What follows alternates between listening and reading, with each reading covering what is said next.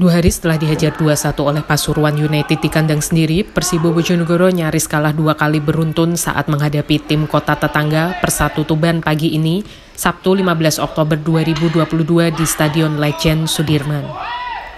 Heading dengan pemain baru Persibo menyelamatkan Laskar Angkling Darmo dari kekalahan.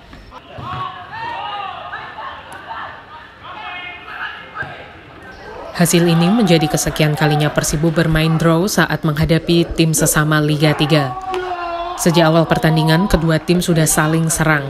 Namun, kedua tim saling melakukan kesalahan, utamanya salah mengumpan dan membuang banyak peluang gol tepat di depan gawang.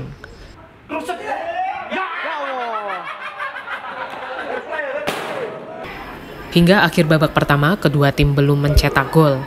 Baru di babak kedua, Persatu sukses pecah telur dengan memanfaatkan keributan di depan gawang Persibo pasca tendangan bebas.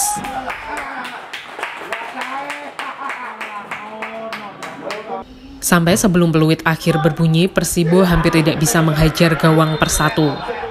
Baru di detik-detik terakhir, pertandingan Laskar Angkling Darmo dapat menyamakan kedudukan melalui sundulan striker baru Persibo, Agis Armediansyah yang diboyong dari Persekap Pasuruan.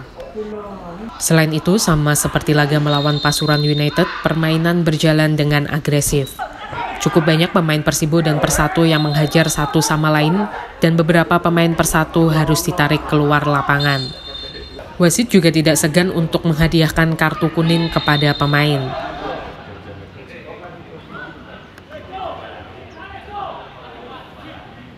Pelatih Persibo, Mas Danuriza mengakui anak-anak asuhnya masih buruk dalam penyelesaian akhir.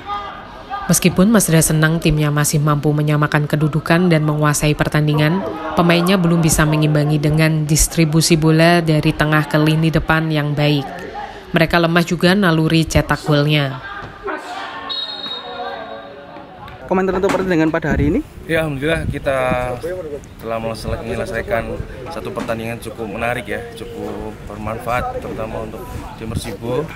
Jadi kita tujuan dari game ini kan kita sebenarnya ingin memastikan bahwa komposisi pemain yang sudah menjadi gambaran tim Liga 3 Persibo ini sudah kita lihat bahwa memang masih perlu evaluasi karena kita lihat kita bersyukurnya adalah kita masih punya waktu untuk memperbaiki karena memang salah satu target dari Coba ini salah satunya adalah bagaimana kita bisa menyelesaikan momen attacking dengan baik. Jadi kita seringkali kita kesulitan untuk finishing touch, penyelesaian akhir masih kurang. Jadi kita masih banyak evaluasi yang perlu kita lakukan. Itu dari sisi menyerang. Untuk dari sisi bertahan memang kita masih belum fokus. Yang terpenting adalah bagaimana kita bisa mengantisipasi bola dan supaya tidak banyak gol. Itu yang pertama, karena kita sementara ini kita fokus lebih ke menyerang. Tapi sekali lagi ini menjadi evaluasi kami karena kita cuma bisa scoring di 1 gol, itu pun di menit-menit akhir ya. Kita senang kita lihat bahwa open play menjadi salah satu gol yang kita ciptakan, tapi sekali lagi ini mesti menjadi catatan bagi kami tim pelatih. Nah, kebetulan kan tadi banyak peluang yang terbuang gitu tadi.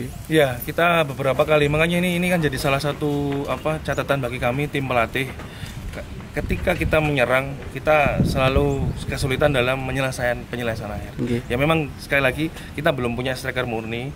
Jadi kita tadi kalau kita lihat gol yang kita ciptakan memang ini striker yang baru kita datangkan.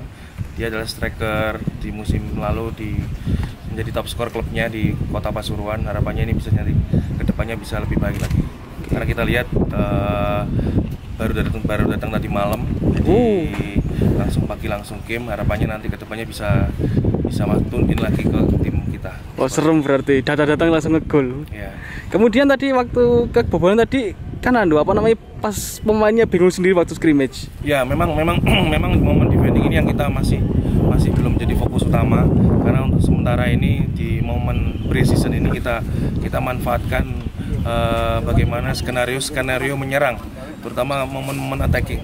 Jadi kalau kita lihat memang kita masih perlu memberikan satu evaluasi di pemain-pemain tengah kita. Sebenarnya pemain tengah kita sudah cukup bagus gitu ya, bisa menguasai jalannya pertandingan. Secara statistik pun kita lihat juga ball position juga kita kuasai. Namun yang menjadi garis besar adalah bagaimana momen ketika dari tengah ini kita bisa konversikan menjadi sebuah peluang dan akhirnya endingnya adalah sebuah gol. Itu yang masih kurang. Makanya di babak pertama kita masih belum bisa mengoptimalkan pemain nomor 9. Jadi nomor 9 kita baru munculkan di babak kedua. Seperti itu. Sarul sama Isnani tadi main? Masih belum. Jadi masih belum. Sementara ini karena kita juga lagi fokus untuk komposisi tim yang utama ini, kita harapannya kita mau fokus dulu. Tapi kita lihat perkembangan kedepannya untuk Sarul maupun Haryo dan lain-lain kita bisa optimalkan di beberapa pertandingan kedepannya. Karena ini kita juga fokusnya kan berhadapan dengan tim sesama Liga 3 yang memang kita kategorikan cukup kuat. Jadi harapannya ini memang harus dipersiapkan dengan baik oleh semua pemain. Oke. Kemudian terakhir minggu depan ada sementara ini kita evaluasi dari hasil 2 pertandingan terakhir. Kita mau match analyze dulu dengan tim pelatih sambil kita memberikan waktu istirahat kepada pemain karena kita konsepkan di 2 match ini berdekatan supaya nantinya mereka kedepannya bisa menyesuaikan, bisa adaptasi dengan kompetisi-kompetisi yang nantinya 2 hari sekali game. Makanya kita nanti lebih fokus di match analyze dulu, kita lihat perkembangan dari tim kita. Selanjutnya kita akan evaluasi dan kita akan menyusun program kembali. 2 pemain trial Persibo, Sahrul Hafiz dan Isnani masih diparkir sejak pertandingan melawan Pasuruan United. Hal ini dikarenakan Masdra masih berfokus pada pembentukan tim utamanya untuk kebutuhan liga. Sebelum melakukan uji coba lanjutan, Masdra dan tim kepelatihan akan melakukan analisis pertandingan melawan Pasuruan United dan Persatu.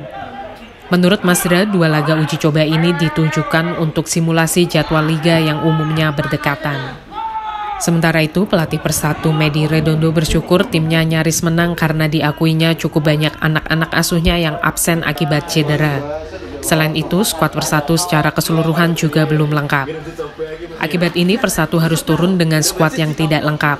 Sama seperti Masdra, kurangnya pemain spesialis serta kekurangan pemain secara umum memaksa Medi melakukan rotasi pemain. Oke, coach, untuk pertandingan hasil 1-1 ini komentarnya bagaimana? Ya, saya syukuri karena itu terjadi itu sebenarnya waktu sudah habis menit ke-49.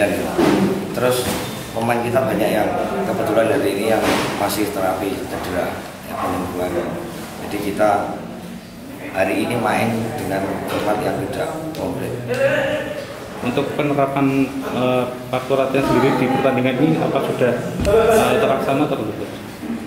Kalau sistem jalan, cuma ya ada posisi yang bukan spesialisnya saya paksakan di sana karena menutupi pemain yang hari ini tidak bisa main. Kemudian tadi kan baik pemain Persatu sama Persibo sama-sama banyak membuang peluang. Barangkali ada komentar? Ya, karena ya itu tadi kita masih banyak tambal sulam nantinya. Tim ini sebenarnya masih belum final, jadi kita masih mau lengkapi supaya tim ini jadi yang kita harapkan. Sekiranya kurangnya di posisi mana saja? Terutama di sektor posisi 9 atau striker sama backnya kurang. Kemudian untuk rencana uji coba selanjutnya bagaimana? Kemungkinan kalender kita tetap hari Sabtu pagi. Nggak tahu kita nanti, ini banyak tim-tim liga yang libur, jadi kita masih mencari-cari untuk dapat lawan di hari Sabtu pagi. Menurut Medi, kurangnya stok pemain berpengaruh pada kemampuan tim untuk mencetak gol, sehingga banyak membuang peluang. Persatu masih membutuhkan tambahan stok striker dan back. Medi mengatakan timnya berusaha untuk melanjutkan tur uji coba setidaknya sekali seminggu. Dengan jeda kompetisi Liga 3 yang ada, Persatu masih berusaha mencari calon lawan tanding. Yuan Edo, Bojonegoro. Boleh mau ke foto?